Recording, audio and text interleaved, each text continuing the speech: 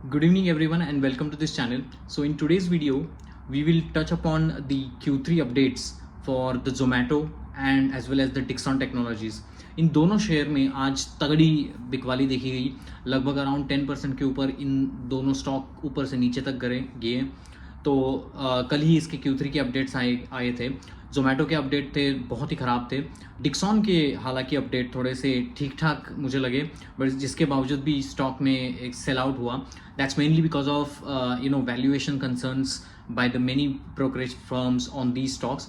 तो ये दोनों स्टॉक ने पिछले कुछ क्वार्टर से अपने शेयर होल्डर्स को बहुत अच्छा पैसा बना के दिया है। लेकिन मैं अपने वीडियोस में बहुत पहले से ही कह रहा हूँ कि किसी भी चीज़ की एक कीमत होती है।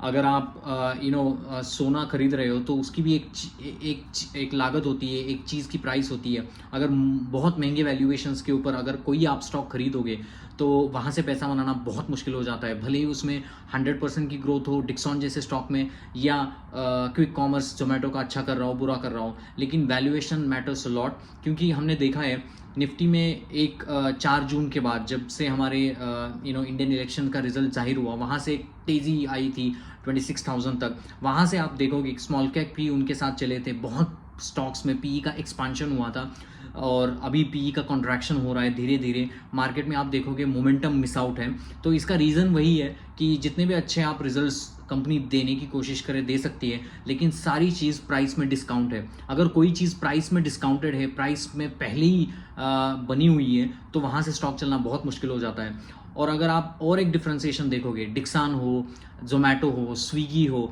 कल्याण ज्वेलर्स हो, ये बहुत सारे स्टॉक जो है वो पॉपुलर स्टॉक्स हैं। आप अगर उन स्टॉक में जाओगे और उनका जब शेयर होल्डिंग पैटर्न देखोगे तो आपको एक बात समझ आएगी कि वहाँ पर पब्लिक का जो इंटरेस्ट स्पेशली जोमेटो जैसे स्टॉक में बहुत ज़्यादा बना हुआ है। तो होता ये है कि बहुत सारे जो FIIs है, बड़े बड़े शेयर होल्डर्स हैं, वो अपने शेयर्स को बेच के रिटेलर के पास 300 के पे के ऊपर जोमेटो आपके ऊपर अटका देते हैं। And then you think listening to all the TV channels and the social media networks and you keep putting your moneys across.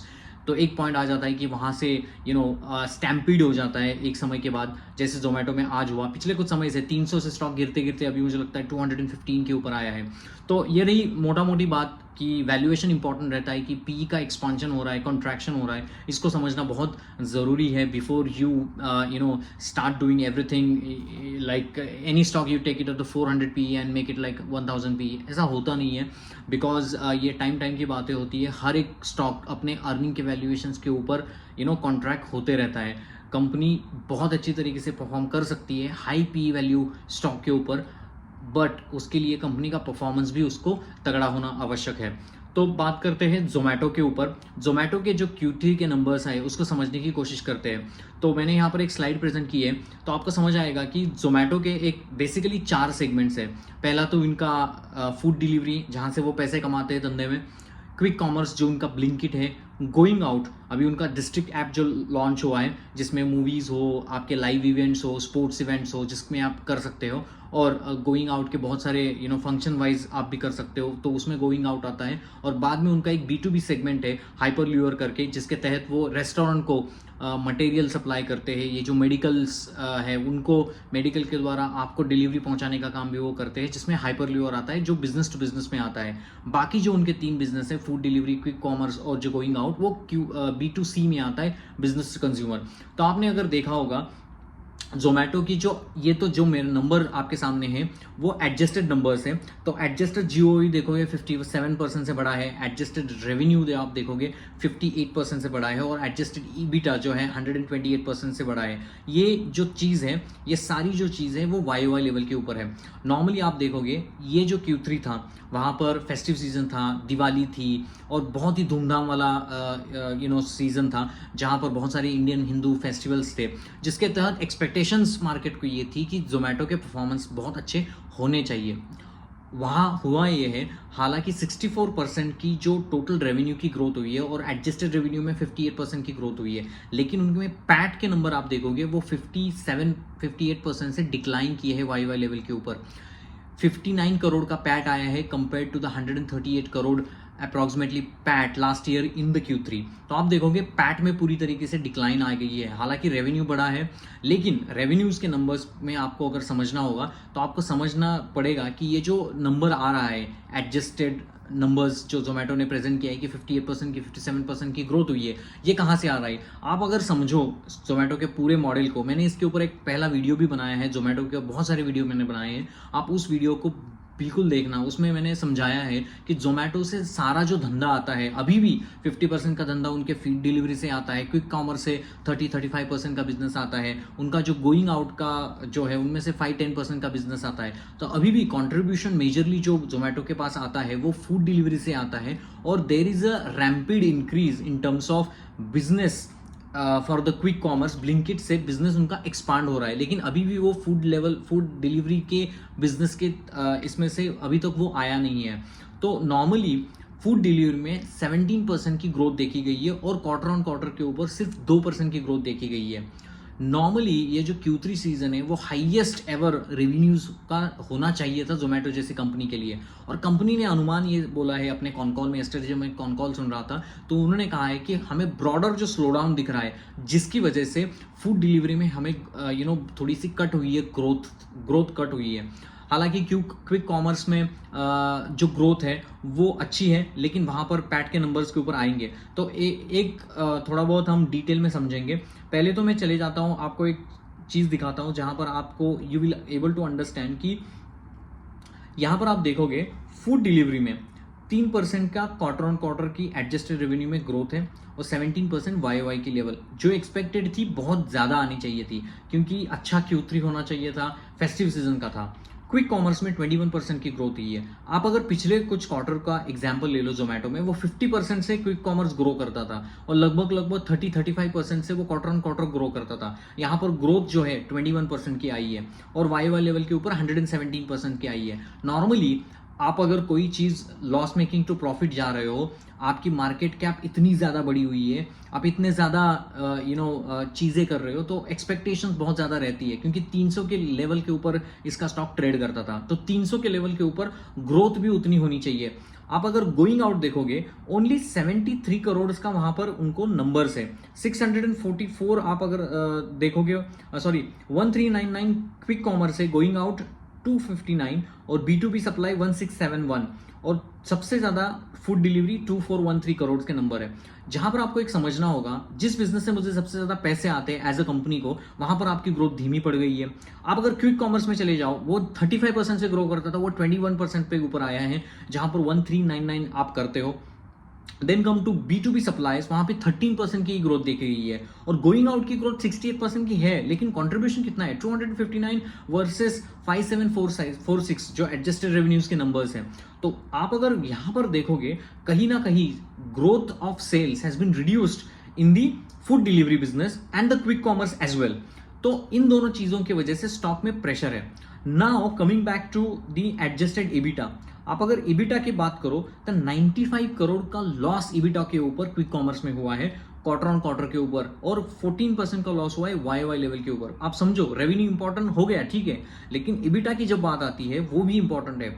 Delivery में अच्छा है 82% से, लेकिन 95 से यहाँ जो लॉस दिख रहा है, गोइंग आउट में लॉस दिख रहा है, क्योंकि देखो एक सिंपल सी बात है, मैं डिस्काउंट देके के बहुत सारे ऑर्डर जोमेटो में दिखा सकता हूं, लेकिन उससे होगा कुछ नहीं है, क्योंकि आपका EBITDA घट रहा है। मैं बहुत ज्यादा डिस्काउंट देके, बहुत सारे कंपटीशन अभी आया है, मैंने कॉन कॉल कल पढ़ रहा था, उन्होंने कहा है कि इंटेंस कंपटीशन फेस कर रहा है Zomato from the from Flipkart. उनका भी अभी 10 मिनट्स डिलीवरी ऐप आ गया है, फ्रॉम बेसिकली जेप्टो है, आपका स्विगी है। सो बहुत सारे इंटेंस कंपटीशन आ गए हैं। आप अगर देखो, इंडिया में आपको सस्ती चीज चाहिए, आप अगर कोई भी फूड आपको ऑर्डर करना है, सो हस्बैंड और wife will check the 2 or 3 apps and कहाँ पर सस्ता मिल रहा है, कहाँ पर मुझे डिस्काउंट मिल रहा है, वहां से वो लोग ऑर्डर करते हैं। हालांकि प्लेटफॉर्म फी जोमेटो ने इस क्वार्टर में बढ़ाई थी, जिसका थोड़ा बहुत असर मुझे दिख रहा है, लेकिन उतना कोई इंपैक्ट नहीं नजर आ रहा है। तो पैट की जो डिक्लाइन है, अब आते ये तो रेवेन्यूज के नंबर हुई, ये तो एडजस्टेड इबिटास के नंबर्स हुए। अब जियो भी देखो, gross order value, gross order value क्या होता है? ग्रॉस ऑर्डर वैल्यू वही होता है कि जो आपकी मॉनिटरी ऑर्डर वैल्यू होती है, जहां पर आपके फूड डिलीवरी चार्जेस जो कस्टमर से आप लेते हो, आपका डिस्काउंट वगैरह सब पकड़ के आपका जोमेटो का गोल्ड लॉयल्टी प्रोग्राम है उसको भी आप कंसिडर उसमें करते हो, प्लेटफॉर्म की फीस कंसिडर करते हो, कोई डिस्काउंट कंसिडर करते हो, टिप जो है वो इससे माइनस करते हो, तो ये जो पूरा ग्रॉस ऑर्डर वैल्यू रहता है including any discount, including platform fee, including food item charges, तो इन सारी चीजों से ग्रॉस ऑर्डर वैल्यू बनता है। जितनी ज्यादा ग्रॉस ऑर्डर वैल्यू आपकी बढ़ेगी उतना ज्यादा आपके रेवेन्यूज में, इबिटा में और आपके प्रॉफिटेबिलिटी में वो नजर आता है। Now coming back here, now you can see only 2% growth in GOV for the food delivery, which is not a good sign for the company like Zomato. इसके पहले के क्वार्टर के आप नंबर देखोगे वहां पर 15-20% से ग्रोथ होती थी फूड डिलीवरी में। तो कहीं ना कहीं मार्केट कैप बढ़ा है, आपका पी रेशियो ज्यादा है, आपका ग्रोथ धीमा पड़ रहा है, ऑब्वियसली स्टॉक नीचे आएगा, because this is one of the highest प्रॉपरेंडा where P is high and your growth is declining, the P will not sustain, the market will drop down. मैंने आज बहुत फनी चीज देखी, वहां पर टीवी वाले बहुत सारे चीजों में बड़बड़ा रहे थे कि हाँ इतना टारगेट है, जेफरी ने इतना टारगेट दिया है, गोल्डन सैच ने इतना टारगेट दिया है। वो टारगेट इसीलिए देता है कि आप लोग फंस जाए उसमें, क्योंकि वन चीज is important, valuations matters a lot, उसके बाद आपके रेवेन्यूज के नंबर्स आते हैं। यही जोमेटो 50 के पीई के ऊपर आए, बहुत सारी दुनिया उसमें आ जाएगी, लेकिन तब तक आप उसमें कॉन्सेंट्रेशन हट जाएगा आपसे, इसलिए बिजनेसेस को कंटिन्यूसली ट्रैप करना बहुत इंपॉर्टेंट होता है। Now if you see going out में 35% जियो देखो, B2C सेगमेंट में 14% की ग्रोथ है, वाई लेवल के ऊपर ओनली 57% की ग्रोथ है। तो हालांकि ग्रोथ धीमी पड़ी है, आप अगर देखोगे इनका कहना था कि ये जो पैट के नंबर्स के ऊपर आते हैं, मेरा पैट क्यों डिक्लाइन किया, उन्होंने कहा है बहुत सारे रीजन दिए, दीपेंद्र गोयल और उनके जो अक्षत गोयल, उनके जो CFO है, उन्होंने कहा है कि स्पेशली हम जो क्विक कॉमर्स के लिए ब्लिंकिट का एक्सपांशन जो कर रहे हैं, उन्होंने कहा थे 2000 डार्क स्टोर वो ओपन करेंगे बाय FY26। उन्होंने कहा है कि हमने 1000 जो है अभी तक कंप्लीट किए हैं इस फाइनेंशियल Q3 FY25 तक, और उनका कहना है कि दिसंबर 25 तक हम 2000 का जो आंकड़ा है वो हासिल कर पाएंगे, because of the rate which we are opening the dark store, because obviously competition is increasing, so they have to increase the dark store on more number of places. तो उनका कहना है इस डार्क स्टोर के expansion में हमारा बहुत सारा पैसा लगा हुआ है, और जिसकी वजह से उन्होंने कहा है कि इस क्वार्टर में तो लॉस हुआ, लेकिन अक्षत गोयल ने कहा है कि अगले कुछ 1-2 क्वार्टर में फिर भी ये लॉस कंटिन्यू हो सकता है, क्योंकि लॉस जो है वो कंटिन्यू होने की बात वो कह रहे हैं, क्योंकि उनका कहना है कि ये जो रैम्पिड एक्सपांशन हम क्विक कॉमर्स का कर रहे हैं, जिसको हमें FY26 के पहले अचीव करना है दिसंबर तक, तो उनका कहना है कि इसीलिए हमारा वो पैसा जा रहा है। दूसरा उन्होंने कहा है कि ESOP और जो एम्प्लॉयमेंट फीस जो दी है, मतलब यहाँ उनके जो लोग उनके यहाँ एम्प्लॉयज़ काम करते हैं उनको सैलरी हाइक दी गई, उनको 21% इंक्रीज क्वार्टर ऑन क्वार्टर के बेसिस के ऊपर जो उनको ESOP दिया जाता है उससे उनका पैसा लगा है, और उनका कहना है कि ये तगड़े कंपटीशन की वजह से मार्केटिंग स्पेंड इनका इंक्रीज हुआ है। तब किसी भी चीज़ में मार्केटिंग स्पेंड इंक्रीज होना, इनकी फाइनेंस कॉस्ट जो है वो 43% से बढ़ी है, विच इज़ ह्यूज नंबर, और मार्केटिंग कॉस्ट बढ़ी है, एम्प्लॉयज़ को पैसे दिए गए हैं, ESOP दिया गया है, और दूसरा इन्होंने क्विक कैश अपने एम्प्लॉयज़ को मोटिवेट करने के लिए दिया गया है। उनका एक कहना है कि बहुत सारे अभी कंपटीशन आ गया है, इसलिए टैलेंट को रिटेंशन करने के लिए हमें बहुत सारी ये चीज़ें करनी पड़ती है, so that the employee gets motivated, और जो आपका टैलेंट है जोमेटो में जो काम कर रहा है वो टोमेटो के पास ही रहे, जिसके लिए पैसे हमें खर्च करने पड़ रहे हैं। तो इसीलिए हमारा जो मार्जिन अफेक्ट हो रहा है। आप अगर देखोगे जोमेटो का जो मार्जिन रहता है नॉर्मली तो 3-4-5% से ही लेता है, तो पूरा जो जोमेटो का मॉडल है और वो जो लो EBITDA मार्जिन के ऊपर काम करने वाली कंपनी है, आप अगर देखोगे इनके क्विक कॉमर्स में 95 करोड़ का लॉस है, और EBITDA मार्जिन की परसेंटेज 4% से 3% घटी है ये क्विक कॉमर्स में। तो समझ लो कि EBITDA के ऊपर भी प्रेशर बढ़ा है, और इन सारी चीज़ों की वजह से भी। और उनका कहना है कि हमने जो डिस्ट्रिक्ट ऐप जो उन्होंने लॉन्च किया, जो गोइंग आउट है, जो उन्होंने पेटीएम का बिजनेस एक्वायर किया एंटरटेनमेंट ऐप का, तो वहाँ से उसमें उनका कहना है कि आगे जाके स्पोर्ट्स, लाइव इवेंट्स, इसको हम कवर करेंगे, वहाँ से टिकटिंग, मूवी टिकटिंग को एक ही साथ में करेंगे, गोइंग आउट का जो फंक्शनल है उसको एक ही डिस्ट्रिक्ट ऐप में लेके आएंगे। ये इसके लिए टेक की फी लगती है, डेवलप करना पड़ता है, इसके लिए पैसे हमारे जा रहे हैं, एक्सपांशन कर रहे हैं क्विक कॉमर्स का, डार्क स्टोर ओपन कर रहे हैं, इसके लिए जा रहे हैं, एम्प्लॉयज़ को रिटेंशन के लिए पैसे जा रहे हैं, इसीलिए पैट में जो ग्रोथ है। लेकिन ये कहीं भी एक्सपेक्टेड नहीं था, क्योंकि 57% से पैट डीग्रो होना वो अच्छी बात है नहीं है। इसका मैं असर बताता हूँ कि फूड डिलीवरी में जो डीग्रो, मतलब थोड़ी सी कम ग्रोथ हुई है, 2% हुई है क्वार्टर ऑन क्वार्टर, जो सजेस्ट करता है। और आप अगर देखोगे ये जो Q3 है फेस्टिव Q3 है, जहां पर you should expect the Zomato to do well, और जहां पर वो बात नहीं हो रही है ऑब्वियसली हाई पी के इसमें ये स्टॉक चलेगा नहीं है। So hope you like my videos. If you like my videos, then please like, share and subscribe. And if you have any comment, then please do comment on any of your stocks where you need my help. I'll happy to help them out. So Zomato के ऊपर मोटा मोटी मैंने con call सुना, और con call से मुझे एक ही सेंस आया, मोटा मोटी समरी बताता हूँ। अगले 1-2 क्वार्टर जोमेटो के लिए तकलीफ देने वाले हो सकते हैं, बिकॉज कॉन कॉल में बहुत सारे एनालिस्ट में उसमें उनको क्वेश्चन पूछे कि आपकी ग्रोथ तो है, क्योंकि कॉमर्स में कंपटीशन आ रहा है, उनका कहना भी है कंपटीशन की वजह से they need to sacrifice a lot and specially on the food delivery. पहले तो जोमेटो अकेला था, मार्केट शेयर गेन कर रहा था, कहीं ना कहीं मुझे लग रहा है ये मार्केट शेयर खोने की बात भी हो सकती है। स्विगी, जेप्टो का भी अभी IPO आएगा and all this things is going against the Zomato. So it will be interesting, because stock अगर सस्ता होता then I think these numbers are perfectly well, but stock सस्ता नहीं है। So I think there is no buy and sell recommendation, but if there is any reductions in the price dramatically and any consolidation at some point, then I think you can have a look into this kind of companies. But then thin margin business है, so difficult है sustain कराना। दूसरे एक number आए Dixon technologies के। Dixon technologies is one of the multi beggars in the last 3-4 years.